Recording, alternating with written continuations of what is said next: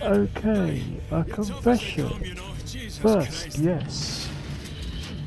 Sort of a rule break. Yes, I know. I overruled the rando picker. Well, actually, it's two confessions. But heck, this is a new Wolfenstein game, and every other bugger is reviewing it, so why shouldn't I? And I can be a country old git. It's my channel and my rules. Second, now this is a big one. This game has been a complete bastard. From unskippable cutscenes, from, as I say, to being a complete git, from capturing the video. OBS has been Crash City, Shadow Play, my main go-to, seemingly only captures the cutscenes and not actually the gameplay. So you're going to get some of the cutscenes. Sorry if it's a spoiler, but blame the game. I have been banging my head about out on this all week, and I just cannot find anything that doesn't either crash or display the cutscene.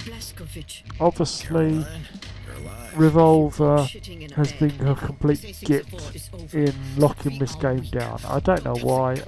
If I bought the damn thing, I should be able to record it, but hey, that's neither here nor there. Right. As I say, if I can work out how to capture it, I will add some extra bits onto this video, or I'll put an extra video out. But that will be for another point in time, as I'm too bloody knackered this week. As I stated in the last Wolfenstein reviews, hey, there's a plug. Go watch them.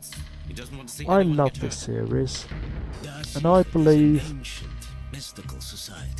that no matter how warped the viewpoints of the characters, they're understandable, especially in this game, and stay within the character's bounds. But here is a huge warning now. There are a lot of brutal scenes in this. I'll warn you now. If you're not comfortable with blood, guts, pain, death, stop watching. I'm serious, stop watching. I want no complaints and people complaining they have bad dreams, etc.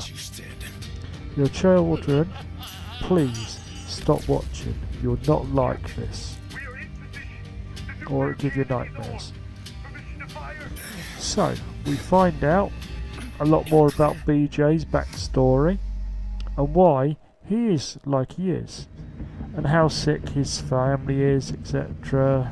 How he had some love, but also had a lot of pain in his upbringing. And again, the game starts off with a huge choice. I would deliberately keep this out of the game as it spoils it, but it's probably been told by everyone else. You basically have a choice of who to kill again. Do you follow Fergus, or do you follow the All-American Boys story? The choice, as they say, is yours, and it starts off the game. Well, after a brief battle, after you waking up again after a cutscene, that carries on straight after the end of the last game,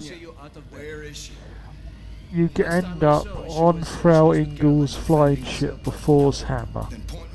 And subtle she is not, as usual. Huge cutscene, you know, a lot more story in it, backstory, and then we're off to kill a whole flying boat full of Nazis. Woohoo! Again, more cutscenes, and back on your U-boat. So more simple quests, if you want, well, side quests I should say, oopsie, before you find out a big secret about your boat. And again, after finding all this out, doing a bit more, lots more killing, we're off to America with a new character we seem to have picked up, the daughter of a big bad, Frau Ingal, or Ingal, however you pronounce her name. Now that she really hates Mummy and wants to kill her. Families, you gotta love. So, through a radiated New York, we go trudging, off to find what's left of the holdouts in America. Will we find them? Well, that's for me to know and you to play the game to find out. Of course you do.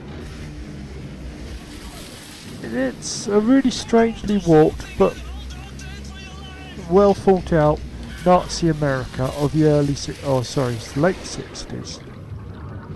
So let's talk about the game in general now. Yes, it's true there are many bugs. And yes, I wish the publisher would not rush out games. I am not a beta tester, I'm a gamer. Well, it's an old rant, so let's get back to the graphics at least. They're amazing, even on my mid-range gaming system. It's easily playable at a full 1920 by 1080 and it looks gorgeous. From the sea to New York and beyond. The huge levels with lots of choices of how you get to one place to another. Lots of small little touches here and there really shone through. With plenty of Easter eggs to be found within the game. The sound is simply divine. From the music to clever things like finding record players and radios to play around with, to even collect LPs if you find them and play them if you find a record player. Spot sound effects are fantastic, from the huge guns to the moans are just right. Everything has just been professionally and well realised. Especially the voice acting. I have to give kudos to whoever is in charge of this, they got it right. Now, do I have to really mention how cool the game is? I don't think so. It's very playable, with a nice tech tree, sort of, which is your sort of upgrade your weapons and how you choose to use your upgrade kits. Do you make them silent? Do you make them more deadly? Do you put scopes on? The choice, as they say, is yours. The playability, as I said, is great. The skill tree, which means the more you use a particular skill, the more proficient you get in the game to become master of it, I think is a very clever idea. I'd far rather you get through and get better at an ability by doing rather than putting points in something. I think that's far more natural and sensible in the game. The basic engine is very fluid and well done and easy to master if you've ever played any first player shooter title.